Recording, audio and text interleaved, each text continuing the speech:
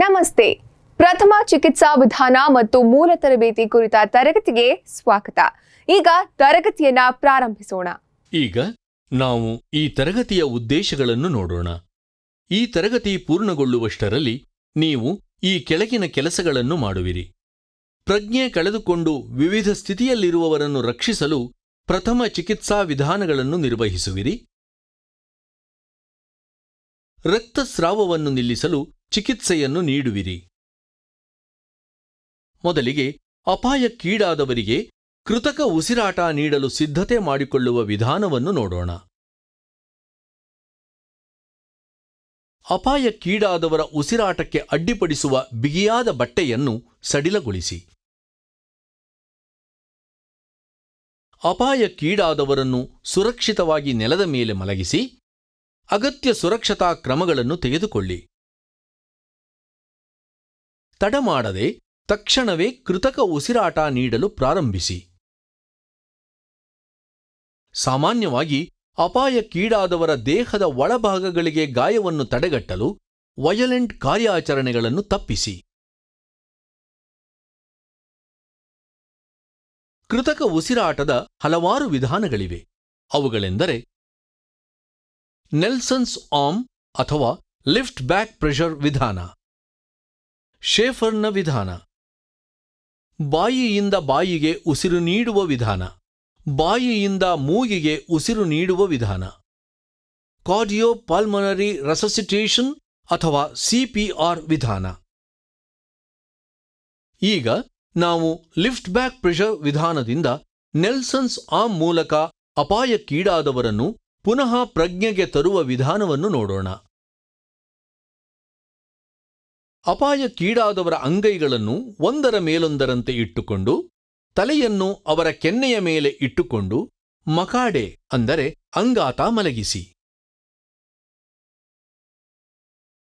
ಅಪಾಯಕ್ಕೀಡಾದವರ ಕೈಯ ಬಳಿ ಒಂದು ಅಥವಾ ಎರಡೂ ಮೊಣಕಾಲುಗಳ ಮೇಲೆ ಮಂಡಿಯೂರಿ ಕುಳಿತುಕೊಳ್ಳಿ.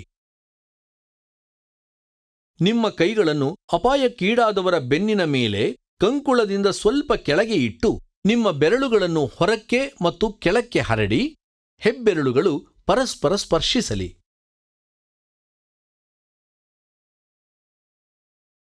ನಿಮ್ಮ ತೋಳುಗಳು ಲಂಬವಾಗಿರುವವರೆಗೆ ನೇರವಾಗಿ ಹಿಡಿದುಕೊಂಡು ನಿಧಾನವಾಗಿ ಮುಂದಕ್ಕೆ ಮಾಡಿ ಅಪಾಯಕ್ಕೊಳಗಾದವರ ಶ್ವಾಸಕೋಶದಿಂದ ಗಾಳಿಯನ್ನು ಹೊರಹಾಕುವಂತೆ ಅವರ ಬೆನ್ನನ್ನು ಸ್ಥಿರವಾಗಿ ಒತ್ತಿರಿ. ಅಪಾಯಕ್ಕೊಳಗಾದವರ ತೋಳುಗಳ ಉದ್ದಕ್ಕೂ ನಿಮ್ಮ ಕೈಗಳನ್ನು ಕೆಳಕ್ಕೆ ಜಾರಿಸುವ ಮೂಲಕ ಹಿಂದಕ್ಕೆ ಮಾಡಿ ಚಲನೆಯನ್ನು ಸಿಂಕ್ರನೈಸ್ ಮಾಡಿ ಮತ್ತು ಮೊಣಕೈಗಳ ಮೇಲಿರುವ ಅವರ ಮೇಲಿನ ತೋಳನ್ನು ಹಿಡಿದುಕೊಂಡು ಹಿಂದೆ ಮುಂದೆ ಮಾಡುವುದನ್ನು ಮುಂದುವರೆಸಿ.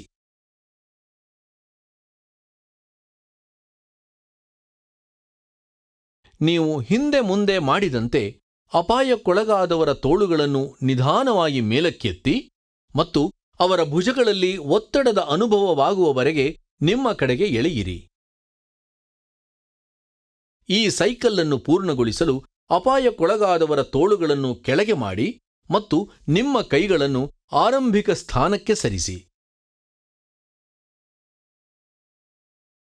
ಅಪಾಯಕ್ಕೀಡಾದವರಿಗೆ ಪ್ರಜ್ಞೆ ಬಂದಾಗ ಅವರಿಗೆ ಬಿಸಿನೀರಿನ ಬಾಟಲಿಗಳು ಅಥವಾ ಬೆಚ್ಚಗಿನ ಇಟ್ಟಿಗೆಗಳಿಂದ ಸುತ್ತಿ ಅವರನ್ನು ಬೆಚ್ಚಗಾಗಿಸಿ.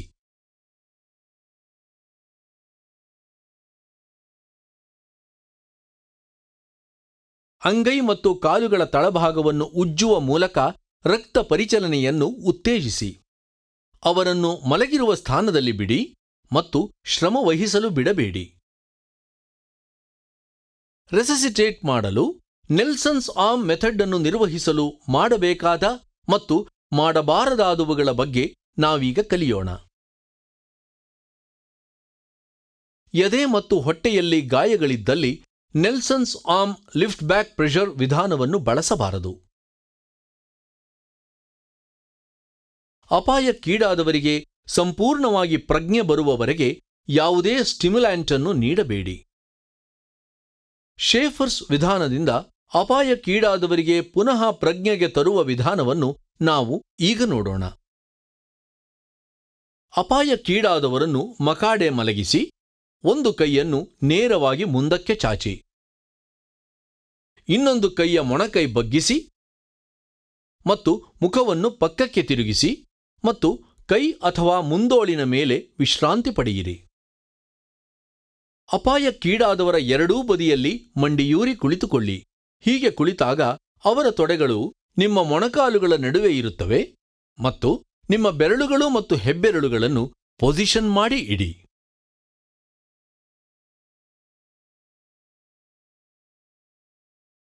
ತೋಳುಗಳನ್ನು ನೇರವಾಗಿ ಹಿಡಿದುಕೊಳ್ಳಿ. ನಿಧಾನವಾಗಿ ಮುಂದಕ್ಕೆ ಸ್ವಿಂಗ್ ಮಾಡಿ.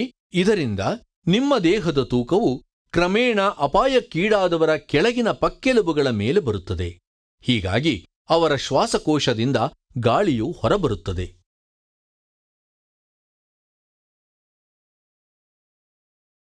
ಈಗ ಹಿಮ್ಮುಖವಾಗಿ ಸ್ವಿಂಗ್ ಮಾಡಿ ಅಪಾಯಕ್ಕೀಡಾದವರ ದೇಹದ ಮೇಲಿನ ಎಲ್ಲಾ ಒತ್ತಡವನ್ನೂ ತೆಗೆಯಿರಿ.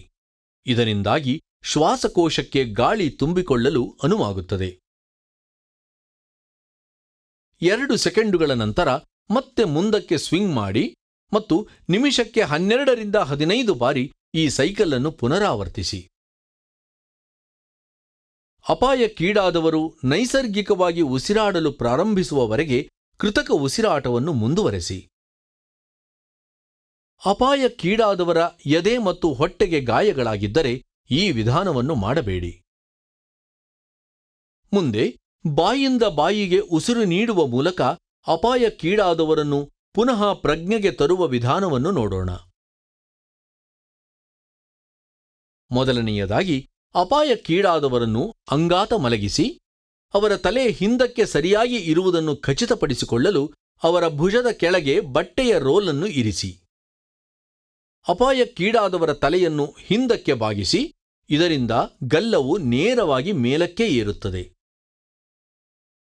ಅಪಾಯಕ್ಕೀಡಾದವರ ದವಡೆಯನ್ನು ಹಿಡಿದುಕೊಂಡು ಕೆಳಗಿನ ಹಲ್ಲುಗಳು ಮೇಲಿನ ಹಲ್ಲುಗಳಿಗಿಂತ ಎತ್ತರಕ್ಕೆ ಕಾಣುವವರೆಗೆ ಅದನ್ನು ಮೇಲಕ್ಕೆತ್ತಿ. ಗಾಳಿ ಹೋಗುವುದನ್ನು ನಾಲಿಗೆ ತಡೆಯದ ಹಾಗೆ ಮಾಡಲು ಕೃತಕ ಉಸಿರಾಟ ಮುಗಿಯುವವರೆಗೂ ದವಡೆ ಹಾಗೆಯೇ ಇರಲಿ.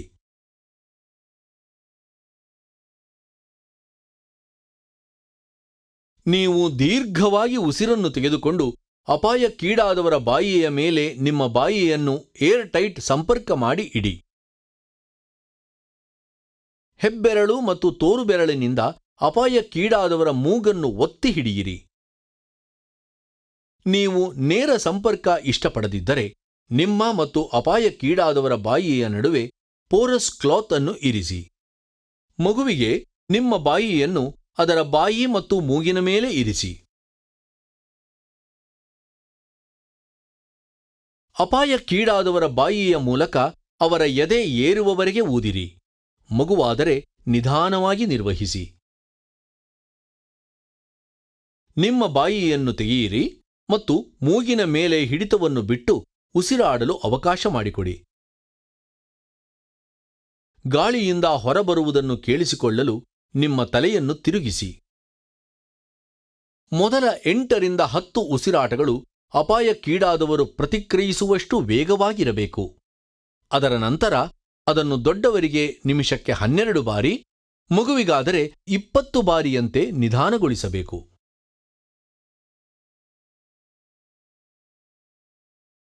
ಈ ಪ್ರಕ್ರಿಯೆಯನ್ನು ನಿರ್ವಹಿಸುವಾಗ ಮಾಡಬೇಕಾದ ಮತ್ತು ಮಾಡಬಾರದಾದವುಗಳ ಬಗ್ಗೆ ನಾವೀಗ ಕಲಿಯೋಣ. ಗಾಳಿಯನ್ನು ಊದಲು ಸಾಧ್ಯವಾಗದಿದ್ದರೆ ಅಪಾಯಕ್ಕೀಡಾದವರ ತಲೆ ಮತ್ತು ದವಡೆಯ ಸ್ಥಾನವನ್ನು ಪರಿಶೀಲಿಸಿ ಮತ್ತು ಅಡೆತಡೆಗಳಿಗಾಗಿ ಬಾಯಿಯನ್ನು ಮರುಪರಿಶೀಲಿಸಿ ನಂತರ ಹೆಚ್ಚು ಬಲವಾಗಿ ಪ್ರಯತ್ನಿಸಿ. ಹೀಗೆ ಮಾಡಿದರೂ ಎದೆ ಉಬ್ಬದಿದ್ದರೆ ಅಪಾಯಕ್ಕೀಡಾದವರ ಮುಖವನ್ನು ಕೆಳಕ್ಕೆ ತಿರುಗಿಸಿ ಮತ್ತು ಅಡೆತಡೆಗಳನ್ನು ಸರಿಮಾಡಲು ಅವರ ಬೆನ್ನಿಗೆ ಜೋರಾಗಿ ಹೊಡೆಯಿರಿ. ಕೆಲವೊಮ್ಮೆ ಗಾಳಿಯು ಅಪಾಯಕ್ಕೀಡಾದವರ ಹೊಟ್ಟೆಯನ್ನು ಪ್ರವೇಶಿಸುತ್ತದೆ. ಇದು ಹೊಟ್ಟೆ ಊದಿರುವುದರಿಂದ ತಿಳಿಯುತ್ತದೆ. ಉಸಿರಾಡುವ ಸಮಯದಲ್ಲಿ ಹೊಟ್ಟೆಯನ್ನು ನಿಧಾನವಾಗಿ ಒತ್ತುವ ಮೂಲಕ ಗಾಳಿಯನ್ನು ಹೊರಹಾಕಿ. ಮುಂದೆ ಬಾಯಿಂದ ಮೂಗಿಗೆ ಉಸಿರು ನೀಡುವ ಮೂಲಕ ಅಪಾಯಕ್ಕೀಡಾದವರನ್ನು ಪುನಃ ಪ್ರಜ್ಞೆಗೆ ತರುವ ವಿಧಾನವನ್ನು ನೋಡೋಣ. ಅಪಾಯಕ್ಕೀಡಾದವರ ತುಟಿಗಳನ್ನು ಬಿಗಿಯಾಗಿ ಮುಚ್ಚಲು ಒಂದು ಕೈಯಿನ ಬೆರಳುಗಳನ್ನು ಬಳಸಿ. ನಿಮ್ಮ ತುಟಿಗಳನ್ನು ಅಪಾಯಕ್ಕೀಡಾದವರ ಮೂಗಿನ ಹೊಳ್ಳೆಗಳ ಸುತ್ತಾ ಮುಚ್ಚಿ ಉಸಿರು ನೀಡಿ. ಅಪಾಯಕ್ಕೀಡಾದವರ ಎದೆಯು ಉಬ್ಬುತ್ತಿದೆಯೇ ಮತ್ತು ಇಳಿಯುತ್ತಿದೆಯೇ ಎಂದು ಪರೀಕ್ಷಿಸಿ. ಅಪಾಯಕ್ಕೀಡಾದವರು ಪ್ರತಿಕ್ರಿಯಿಸುವವರೆಗೆ ಈ ಎಕ್ಸಸೈಸ್ ಅನ್ನು ನಿಮಿಷಕ್ಕೆ 10 ರಿಂದ 15 ಬಾರಿ ಪುನರಾವರ್ತಿಸಿ. ಡಾಕ್ಟರ್ ಬರುವವರೆಗೆ ಈ ಎಕ್ಸರ್ಸೈಸ್ ಅನ್ನು ಮುಂದುವರೆಸಿ. ವಿಕ್ಟಿಮ್ನ ಬಾಯಿ ತೆರೆಯದಿರುವವರೆಗೆ ಅಥವಾ ಬ್ಲಾಕೇಜ್ ಇದ್ದರೆ ಈ ವಿಧಾನವನ್ನು ಬಳಸಿ. ಮುಂದೆ ನಾವು ಕಾರ್ಡಿಯೋಪಾಲ್ಮನರಿ ರೆಸಸಿಟೇಷನ್ ಅಂದರೆ CPR ವಿಧಾನದ ಮೂಲಕ ಕಾರ್ಡಿಯಾಕ್ ಅರೆಸ್ಟ್ ಆದ ಒಬ್ಬ ವಿಕ್ಟಿಮ್ ಅನ್ನು ರೆಸಸಿಟೇಟ್ ಮಾಡುವ ಪ್ರೊಸೀಜರ್ಗೆ ಹೋಗೋಣ.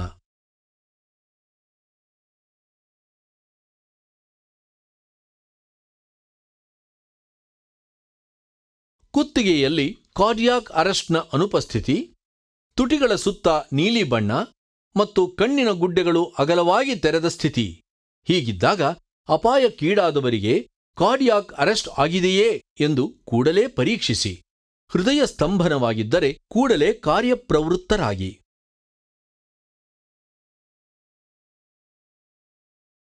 ಅಪಾಯಕ್ಕೀಡಾದವರನ್ನು ಫರ್ಮ್ ಸರ್ಫೇಸ್ ಮೇಲೆ ಅಂಗಾತವಾಗಿ ಮಲಗಿಸಿ. ಅಪಾಯಕ್ಕೀಡಾದವರ ಪಕ್ಕದಲ್ಲಿ ಅವರ ಎದೆಗೆ ಎದುರಾಗಿ ಮಂಡಿಯೂರಿ ಕುಳಿತುಕೊಳ್ಳಿ ಮತ್ತು ಬ್ರೆಸ್ಟ್ ಬೋನ್ನ ಕೆಳಭಾಗವನ್ನು ಪತ್ತೆ ಮಾಡಿ.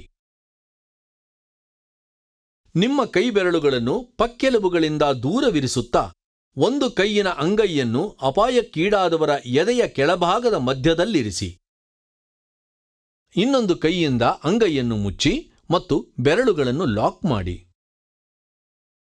ನಿಮ್ಮ ತೋಳುಗಳನ್ನು ನೇರವಾಗಿ ಇರಿಸುತ್ತಾ ಬ್ರೆಸ್ಟ್ ಬೋನ್ನ ಕೆಳಭಾಗದಲ್ಲಿ ಜೋರಾಗಿ ಒತ್ತಿ, ನಂತರ ಒತ್ತಡವನ್ನು ರಿಲೀಸ್ ಮಾಡಿ. ಪ್ರತಿ ಸೆಕೆಂಡಿಗೆ ಒಮ್ಮೆಯಂತೆ ಹಿಂದಿನ ಹಂತವನ್ನು 15 ಬಾರಿ ಪುನರಾವರ್ತಿಸಿ. ಕಾರ್ಡಿಯಾಕ್ ಪಲ್ಸ್ ಚೆಕ್ ಮಾಡಿ. 2 ಬ್ರೆತ್ ಕೊಡಲು ಅಪಾಯಕ್ಕೀಡಾದವರ ಬಾಯಿಯ ಬಳಿಗೆ ಮರಳಿ ಹಿಂತಿರುಗಿ ಬಾಯಿಯಿಂದ ಬಾಯಿಗೆ ರೆಸಸಿಟೇಷನ್ ಮಾಡಿ. ಹೃದಯದ ಕಂಪ್ರೆಷನ್ಗಳನ್ನು 15 ಬಾರಿ ಮುಂದುವರೆಸಿ ಮತ್ತು ಬಾಯಿಯಿಂದ ಬಾಯಿಗೆ ರೆಸಸಿಟೇಷನ್ ಮೂಲಕ ಮತ್ತೆರಡು ಬಾರಿ ಉಸಿರು ನೀಡಿ ಮತ್ತು ಆಗಾಗ್ಗೆ ಪಲ್ಸ್ ಅನ್ನು ಪರೀಕ್ಷಿಸುತ್ತಿರಿ. ಹೃದಯದ ಬಡಿತವು ಮರಳಿದ ಕೂಡಲೇ ಕಂಪ್ರೆಷನ್ಗಳನ್ನು ನಿಲ್ಲಿಸಿ. ಆದರೆ ಸಾಮಾನ್ಯ ಉಸಿರಾಟವು ಸಂಪೂರ್ಣವಾಗಿ ರೀಸ್ಟೋರ್ ಆಗುವವರೆಗೆ ಬಾಯಿಯಿಂದ ಬಾಯಿಗೆ ರೆಸಸಿಟೇಷನ್ ಅನ್ನು ಮುಂದುವರೆಸಿ. ಅಪಾಯಕ್ಕೀಡಾದವರನ್ನು ರೆಕವರಿ ಪೊಸಿಷನ್ನಲ್ಲಿ ಇಡಿ. ಅವರನ್ನು ವಾರ್ಮ್ ಆಗಿ ಇಡಿ ಮತ್ತು ಕೂಡಲೇ ವೈದ್ಯಕೀಯ ಸಹಾಯವನ್ನು ಪಡೆಯಿರಿ. ಮುಂದೆ ರಕ್ತಸ್ರಾವವಾಗಿರುವ ವಿಕ್ಟಿಮ್ಗೆ ಚಿಕಿತ್ಸೆ ನೀಡುವ ವಿಧಾನವನ್ನು ನೋಡೋಣ. ರಕ್ತಸ್ರಾವವಾಗುತ್ತಿರುವ ಸ್ಥಾನವನ್ನು ನಿರ್ಧರಿಸಿ. ಸಾಧ್ಯವಾದರೆ ಗಾಯವಾಗಿರುವ ಜಾಗವನ್ನು ಹೃದಯದಿಂದ ಎತ್ತರಕ್ಕೆ ಮೇಲಕ್ಕೆತ್ತಿ. ಸ್ಟೆರೈಲ್ ಬಟ್ಟೆಯಿಂದ ರಕ್ತಸ್ರಾವವಾಗಿರುವ ಜಾಗಕ್ಕೆ ನೇರ ಒತ್ತಡ ಹಾಕಿ. ಒತ್ತಡವನ್ನು 5 ಸೆಕೆಂಡುಗಳ ಕಾಲ ಹಾಗೆಯೇ ಇರಿಸಿ. ರಕ್ತಸ್ರಾವವು ನಿಂತಿದೆಯೇ ಎಂದು ಪರೀಕ್ಷಿಸಿ. ಇಲ್ಲದಿದ್ದರೆ 15 ನಿಮಿಷ ಮತ್ತಷ್ಟು ಒತ್ತಡ ಹಾಕಿ. ಗಾಯವನ್ನು ಸ್ವಚ್ಛಗೊಳಿಸಿ. ಮೃದುವಾದ ವಸ್ತುವಿನ ಪ್ಯಾಡ್ನಿಂದ ಗಾಯವನ್ನು ಬ್ಯಾಂಡೇಜ್ ಮಾಡಿ. ವಿಕ್ಟಿಮ್ಗೆ ವೈದ್ಯಕೀಯ ಚಿಕಿತ್ಸೆ ತೆಗೆದುಕೊಳ್ಳಲು ಸಲಹೆ ನೀಡಿ. ನಾವು ಇದುವರೆಗೆ ಕಲಿತಿರುವ ಅಂಶಗಳನ್ನು ಪುನರವಲೋಕನ ಮಾಡೋಣ. ವಿವಿಧ ಸ್ಥಿತಿಯಲ್ಲಿನ ಪ್ರಜ್ಞಾಹೀನ ವಿಕ್ಟಿಮ್ ಅನ್ನು ರಕ್ಷಿಸಲು ಪ್ರಥಮ ಚಿಕಿತ್ಸಾ ವಿಧಾನಗಳನ್ನು ಮಾಡುವುದು, ರಕ್ತಸ್ರಾವವನ್ನು ನಿಲ್ಲಿಸಲು ಚಿಕಿತ್ಸೆ ನೀಡುವುದು. ಇಲ್ಲಿಯವರೆಗೆ ನಾವು ಪ್ರಥಮ ಚಿಕಿತ್ಸಾ ವಿಧಾನಗಳು ಮತ್ತು ಮೂಲ ತರಬೇತಿಯನ್ನ ಕಲಿತೆವು. ನೀವು ಈ ಎಲ್ಲ ಪರಿಕಲ್ಪನೆಗಳನ್ನ ಅರ್ಥ ಮಾಡಿಕೊಂಡಿದ್ದೀರಿ ಎಂದು ಭಾವಿಸುತ್ತೇನೆ. ಮುಂದಿನ ತರಗತಿಯಲ್ಲಿ ನಿಮ್ಮನ್ನು ಭೇಟಿ ಮಾಡ್ತೇನೆ.